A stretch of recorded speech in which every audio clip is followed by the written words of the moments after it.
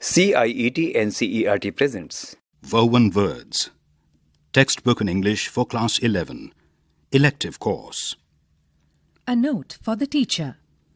Woven Words is based on the new syllabus in English prepared in consonance with the spirit of the National Curriculum Framework 2005.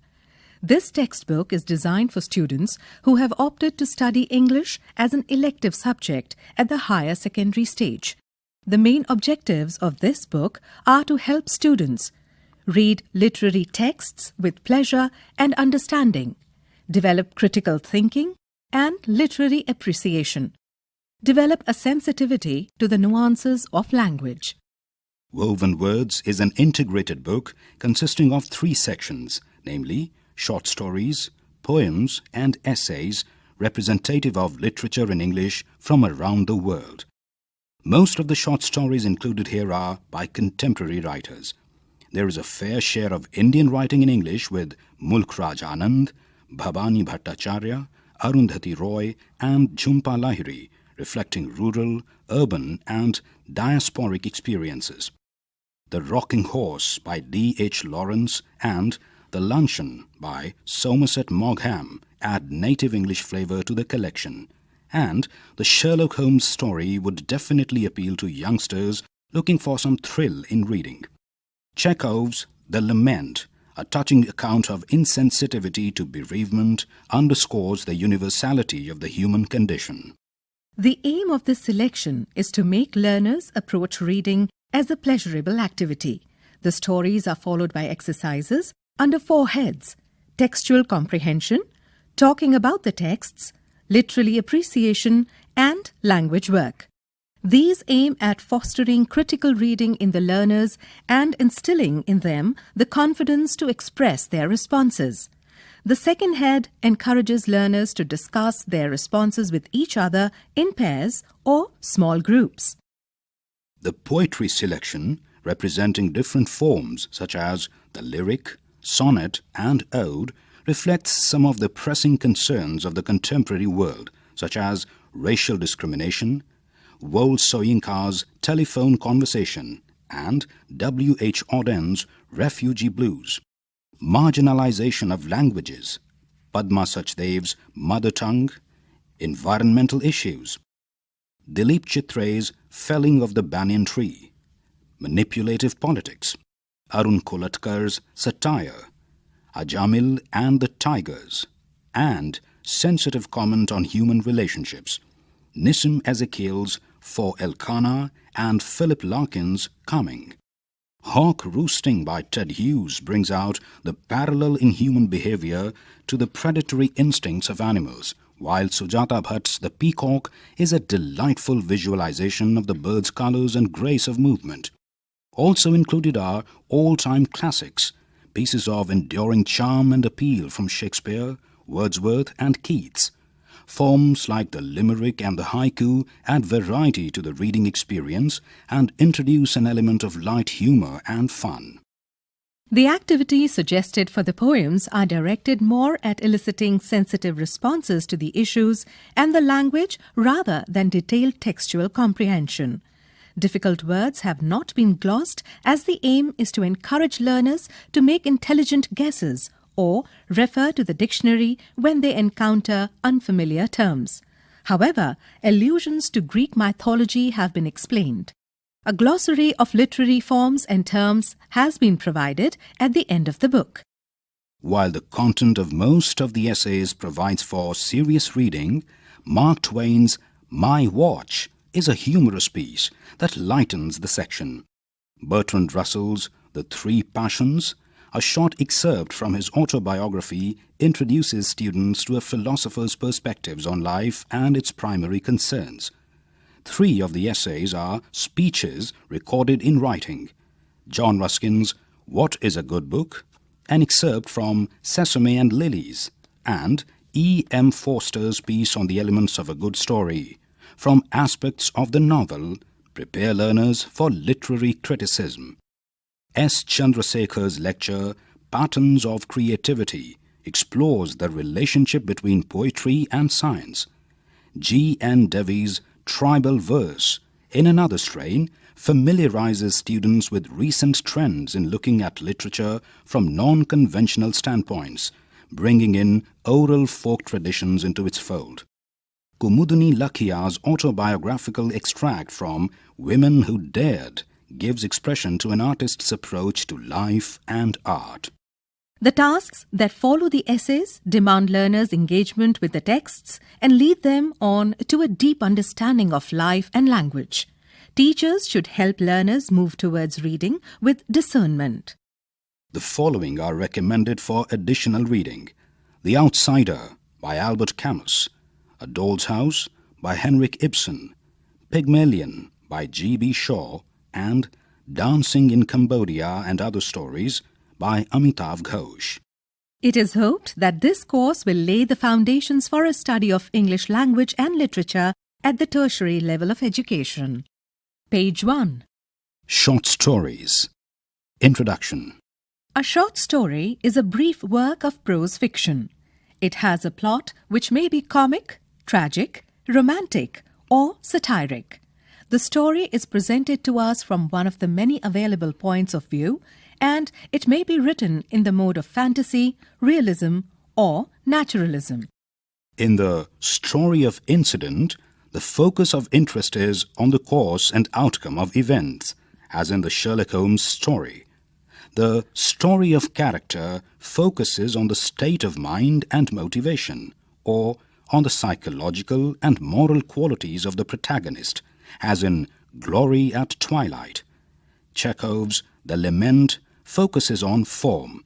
Nothing happens, or seems to happen, except an encounter and conversations. But the story becomes a revelation of deep sorrow.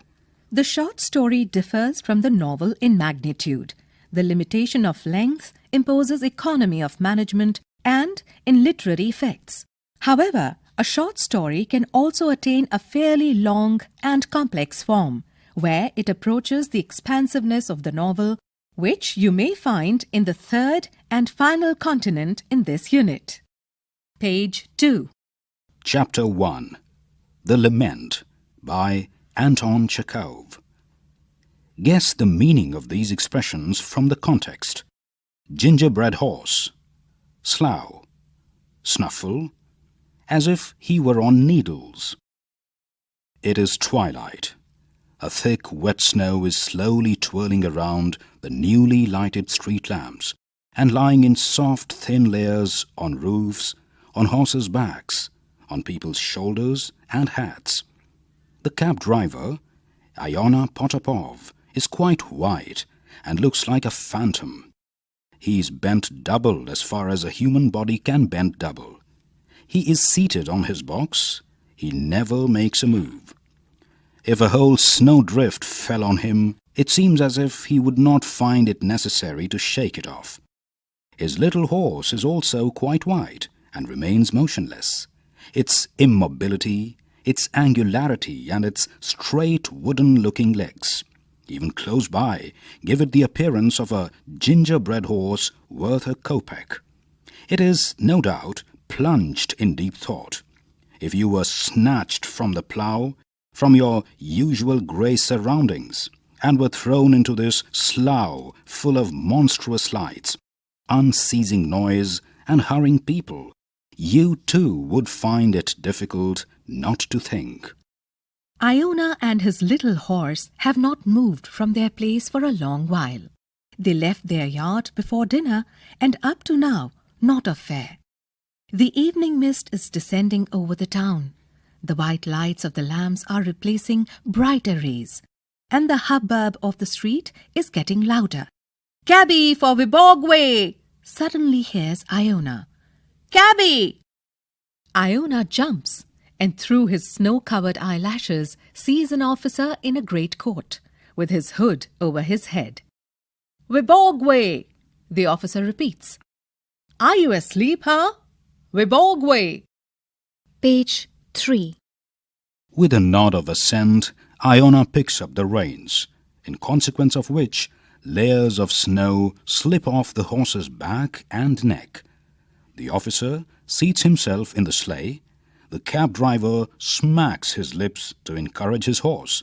stretches out his neck like a swan, sits up and, more from habit than necessity, brandishes his whip. The little horse also stretches its neck, bends its wooden-looking legs, and makes a move undecidedly. "What are you doing, werewolf?" is the exclamation Iona hears from the dark mass moving to and fro as soon as they have started. "Where the devil are you going? To the right? You do not know how to drive? Keep to the right," calls the officer angrily. A coachman from a private carriage swears at him. A passerby, who has run across the road and rubbed his shoulder against the horse's nose, looks at him furiously as he sweeps the snow from his sleeve. Iona shifts about on his seat, as if he were on needles, moves his elbows, as if he were trying to keep his equilibrium, and gasps about like someone suffocating, who does not understand why and wherefore he is there. "What scoundrels they all are," jokes the officer. "One would think they had all entered into an agreement to jostle you or fall under your horse." Iona looks around at the officer and moves his lips. He evidently wants to say something, but the only sound that issues is a snuffle. "What?" asks the officer. Iona twists his mouth into a smile and, with an effort, says hoarsely, "My son, Baron, died this week." What did he die of?" Iona turns with his whole body towards his fare and says, "And who knows? They say high fever. He was 3 days in the hospital and then died. God's will be done." "Turn round, the devil!" sounds from the darkness. "Have you popped off, old doggy, Use your eyes." Go on," says the officer. "Otherwise we shall not get there by tomorrow. Hurry up a bit." Page 4. The cab driver again stretches his neck, sits up, and, with a bad grace, brandishes his whip. Several times again he turns to look at his fare, but the latter has closed his eyes and, apparently, is not disposed to listen. Having deposited the officer in the Viborg, he stops by the tavern, doubles himself up on his seat, and again remains motionless, while the snow once more begins to cover him and his horse. An hour and another. Then, along the footpath, with a squeak of galoshes and quarrelling, come 3 young men, 2 of them tall and lanky, the third one short and humpbacked. "Cabby, to the police bridge," in a cracked voice calls the humpback. "The 3 of us for 2 grivenniks." Iona picks up his reins and smacks his lips. 2 grivenniks is not a fair price, but he does not mind whether it is a rouble or 5 kopecks. To him it is all the same now, so long as they are fares. The young men, jostling each other and using bad language, approach the sleigh, and all 3 at once try to get onto the seat. Then begins a discussion as to which 2 shall sit and who shall be the one to stand. After wrangling, abusing each other, and much petulance, it is at last decided that the humpback shall stand, as he is the smallest. "Now then, hurry up," says the humpback in a twagging voice, and he takes his place and breathes in Iona's neck. "Old furry, here, mate, what a cap you have! There is not a worse one to be found in all Petersburg." "He, he, he, he, he, he," giggles Iona. "Such a—" "Now you, hurry up. Are you going the whole way at this pace? Do you want it in the neck?" "My head feels like bursting," says one of the lanky ones. "Last night at the Donkmasovs, Vaska and I drank the whole of 4 bottles of cognac." "I don't understand what you lie for," says the other lanky one angrily. "You lie like a brute." God strike me, it's the truth. It's as much the truth as that a louse coughs. He he, grins Iona. What gay young gentleman! Pshaw, go to the devil, says the humpback indignantly. Are you going to get on or not, you old pest? Is that the way to drive? Use the whip a bit. Go on, devil, go on. Give it to him well. Page number 5. Iona feels at his back the little man wriggling, and the tremble in his voice. He listens to the insults hurled at him, sees the people, and little by little the feeling of loneliness leaves him. The humpback goes on swearing until he gets mixed up in some elaborate 6-foot oath, or chokes with coughing. The Lankies begin to talk about a certain Nadezhda Petrovna. Iona looks around at them several times. He waits for a temporary silence.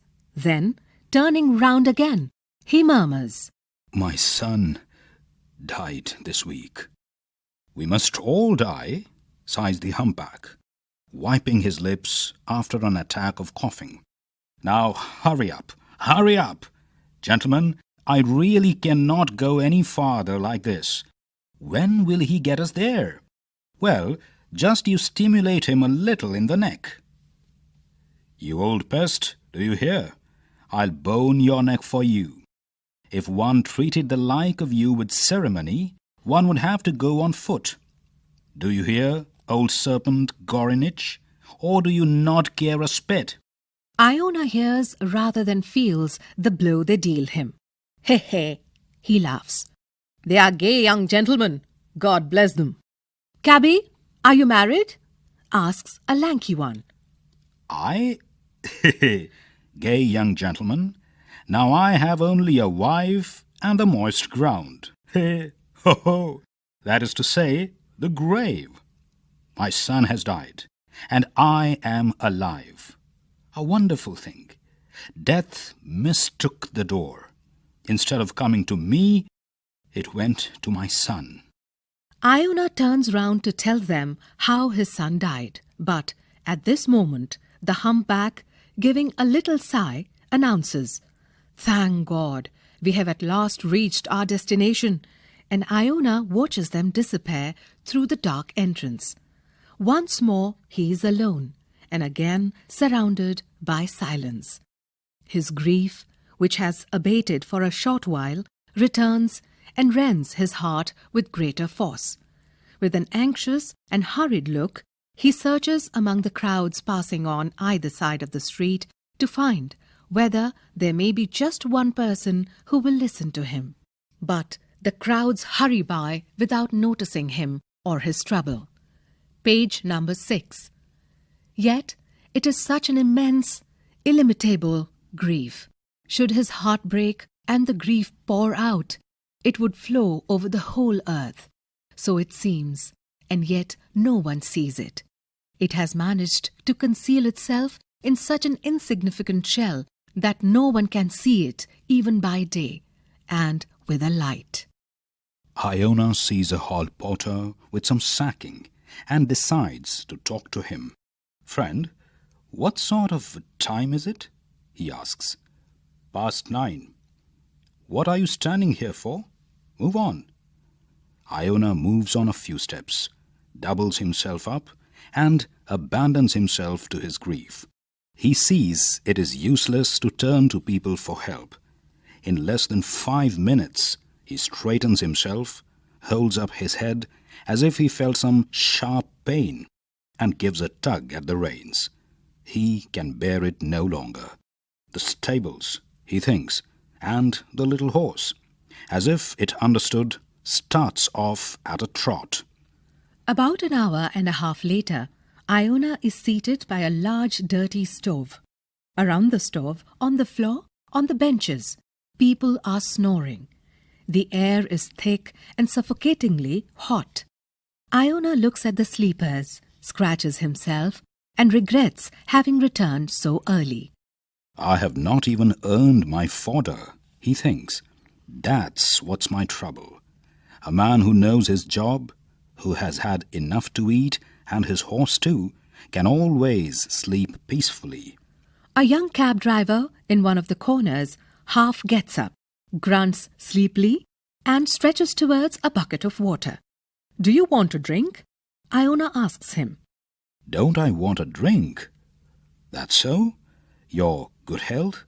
But listen, mate, you know, my son is dead. Did you hear? This week, in the hospital. It's a long story. Iona looks to see what effect his words have, but sees none. The young man has hidden his face and is fast asleep again. The old man sighs and scratches his head. Just as much as the young one wants to drink, the old man wants to talk. It will soon be a week since his son died, and he has not been able to speak about it properly to anyone.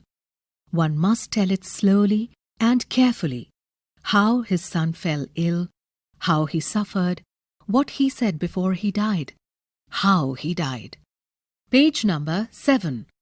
One must describe every detail of the funeral and the journey to the hospital to fetch the dead son's clothes. His daughter, Anicia, has remained in the village. One must talk about her too. It is nothing he has to tell. Surely the listener would gasp and sigh and sympathize with him. It is better, too, to talk to women. 2 words are enough to make them sob. I'll go and look after my horse. Thanks, Iona. There's always time to sleep. No fear of that. He puts on his coat and goes to the stable to his horse. He thinks of the corn, the hay, the weather. When he is alone, he dare not think of his son. He can speak about him to anyone, but to think of him and picture him to himself is unbearably painful. "Are you tucking in?" Iona asks his horse, looking at its bright eyes. "Go on, tuck in. Though we have not earned our corn, we can eat hay. Yes, I am too old to drive. My son could have, not I. He was a first-rate cab driver. If only he had lived."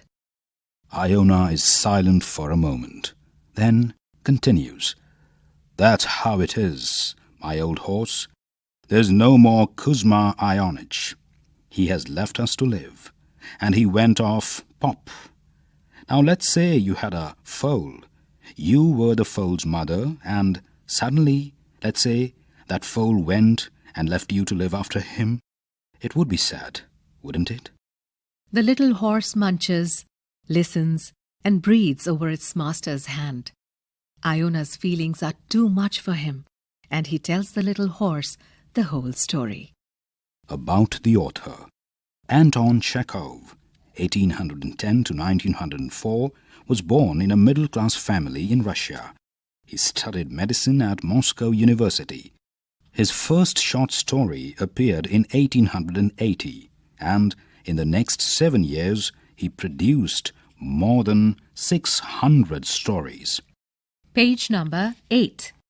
He also wrote plays, Seagull, Uncle Vanya, The Three Sisters, and The Cherry Orchards are among the more famous ones. His work greatly influenced the modern short story and drama. The main theme of Chekhov's short stories is life's pathos, caused by the inability of human beings to respond to, or even to communicate with, one another. The present story illustrates this point beautifully. Understanding the text. 1. Comment on the indifference that meets Iona's attempts to share his grief with his fellow human beings. 2. What impression of the character of Iona do you get from this story? 3. How does the horse serve as a true friend and companion to Iona? Talking about the text. Discuss the following in pairs. 1. Empathy and understanding are going out of modern society. The individual experiences intense alienation from the society around him or her. 2. Behind the public face of the people in various occupations is a whole saga of personal suffering and joy which they wish to share with others. Appreciation. 1. The story begins with a description of the setting. How does this serve as a fitting prelude to the events described in the story? 2. Comment on the graphic detail with which the various passengers who took Iona's cab are described. 3. This short story revolves around a single important event. Discuss how the narrative is woven around this central fact. 4. The story begins and ends with Iona and his horse. Comment on the significance of this to the plot of the story. Page number 9. Language work. 1. Listen to the following words and mention what is common to them, both in form and meaning. Snuffle, Snort, sniffle. snore, 2. Listen to these words.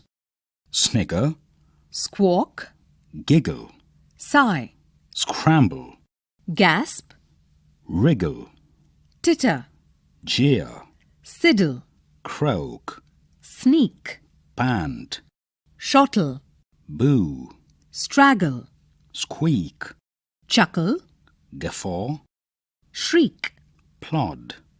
Now, classify them according to their closeness in meaning to these words. A. Snigger. B. Wriggle. C. Squeak. D. Jeer. E. Sigh. 3. Explain the associations that the color white has in the story. 4. What does the phrase, as if he were on needles, mean? Can you think of another phrase with a similar meaning, substituting the word needles? Suggested reading. 1. What Men Live By Leo Tolstoy. 2. The Overcoat by N. Gogol.